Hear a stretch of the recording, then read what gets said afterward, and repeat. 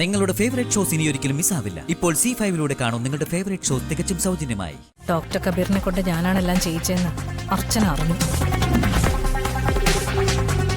ഇനിയിപ്പോൾ അർച്ചന പുറത്തേക്ക് പോയിട്ടുണ്ട്.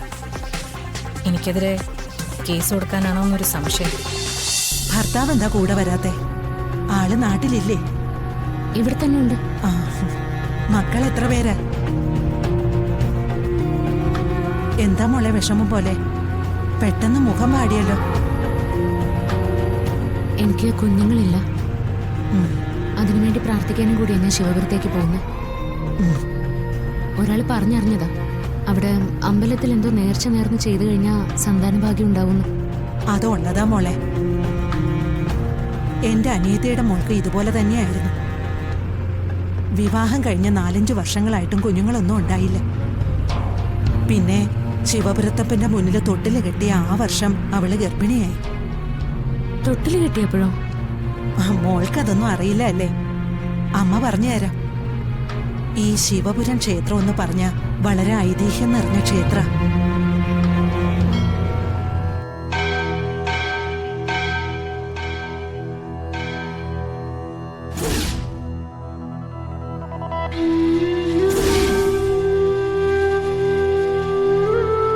പലരും പല സങ്കടങ്ങളും പറയാൻ ശിവപുരത്തപ്പന്റെ നടയിൽ വരും.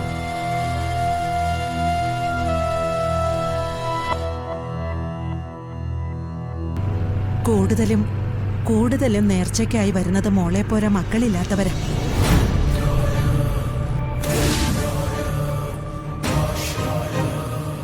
ശിവപുരത്തപ്പന്റെ മുന്നിൽ തൊട്ടില് കെട്ടുന്നത് ആദ്യത്തെ നേർച്ച.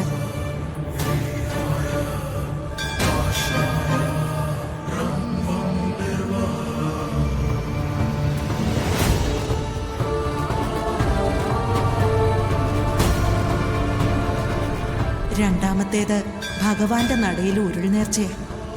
നടയ്ക്ക് മുന്നിൽ ശയനപ്രദക്ഷിണം.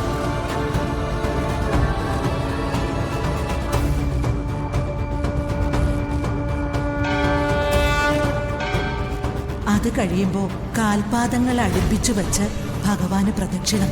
അങ്ങനെ പ്രതിഷ്ഠയ്ക്ക് ചുറ്റും ശിവാഷ്ടോത്തര മന്ത്രം ജപിച്ച് 108 തവണ ഉരുണ്ടും കാൽപാദങ്ങൾ അടുപ്പിച്ചും പ്രദക്ഷിണം ചെയ്താൽ സകല ഗ്രഹപ്പിഴ ദോഷങ്ങളും മാറും എന്നാ വിശ്വാസം. ഈ നേർച്ച ആരും പൂർത്തിയാക്കിയിട്ടില്ല ഇതുവരെ. 108 പോയിട്ട് 50 തവണ പോലും ചെയ്യാനാവില്ല. അതിനു മുമ്പേ നേർച്ച ചെയ്യുന്നവർ തളർന്നു വീഴും. മോളാ നേർച്ച ചെയ്യണ്ട. തൊട്ടില് കെട്ടി ഭഗവാനോട് കരഞ്ഞു പ്രാർത്ഥിച്ചാൽ മതി. ശയനപ്രദക്ഷിണം കുറച്ച് കഠിനമായ നേർച്ച.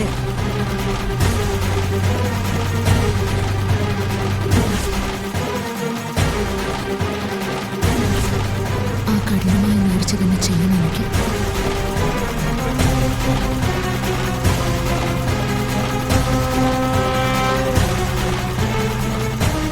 ഹലോ, ഇങ്ങനൊരാളുണ്ടോ?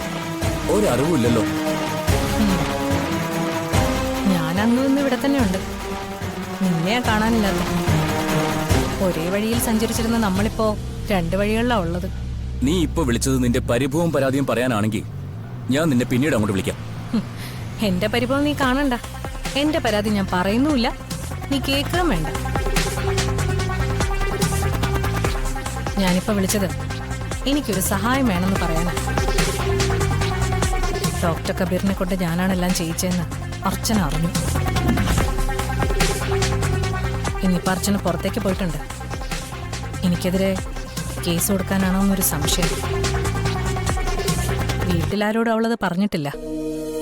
പക്ഷേ അവളത് പറയും, എനിക്കുറപ്പാ.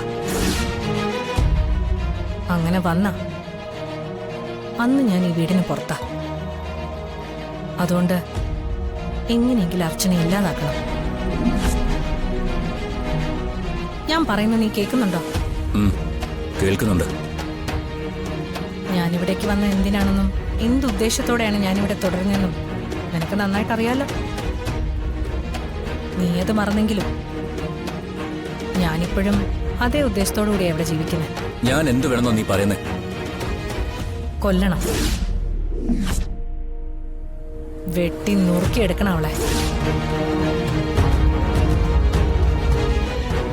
അച്ഛനെ. ധനുഷ് വന്നതോടുകൂടി അവന്തിക കുറച്ചൊന്ന് പുറകോട്ട് വലിഞ്ഞേ ഉള്ളൂ. പഴയ വീറും വാശി ഇപ്പോഴും ഈ മനസ്സിലുണ്ട്. എന്നെ കൈനീട്ടി അടിച്ച് അവളുടെ വലത് കൈ വെട്ടി എന്റെ മുന്നിൽ കൊണ്ടുവെക്കണം. എന്താ പറ്റോ? പറ്റും.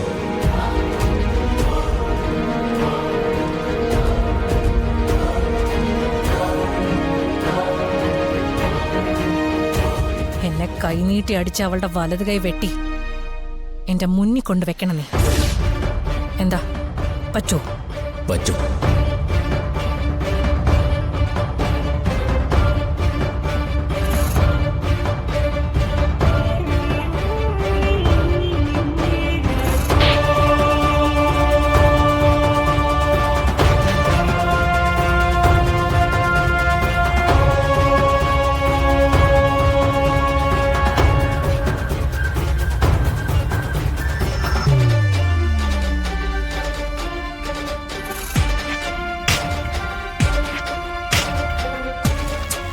മൂർത്തി, നീ എവിടെയാ?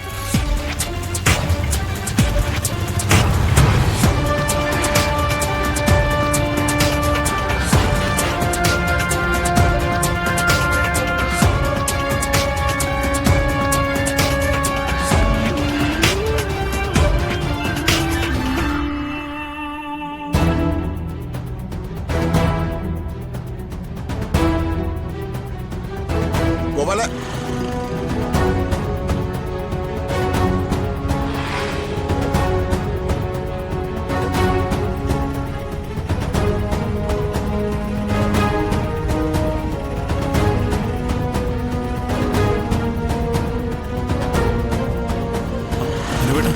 എന്തെങ്കിലും വിവരം കിട്ടിയാ?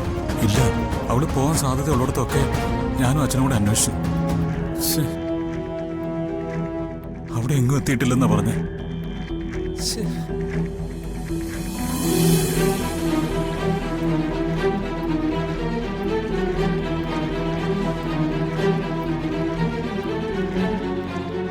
അച്ചു രാവിലെ ബസ് സ്റ്റോപ്പിലേക്ക് നടന്നു പോകുന്നത് കടയിലേക്ക് പാല് കൊണ്ടുപോകുന്ന വഴി ഗോപാലൻ കണ്ടു എന്നാ പറയുന്നത്. എവിടെ പോകുന്നു എന്ന് ചോദിച്ചപ്പോ ഒരു സ്ഥലം വരെ എന്നെ അവള് പറഞ്ഞുള്ളൂ. അപ്പോ അവള് ദൂരെ എവിടെയോ പോയത് തന്നെന്നാ തോന്നുന്നേ. ബസ് സ്റ്റോപ്പിലേക്ക് പോകുന്നതല്ലേ കണ്ടുള്ളൂ. ആ, ഏത് ബസ്സിൽ കയറി എങ്ങോട്ടാ പോയെന്ന് അറിയില്ലല്ലോ അച്ഛാ. നിങ്ങളൊരു കാര്യം ചെയ്യും, ആ ബസ് സ്റ്റോപ്പിന്റെ പരിസരത്തൊക്കെ ഒന്ന് അന്വേഷിക്കുക.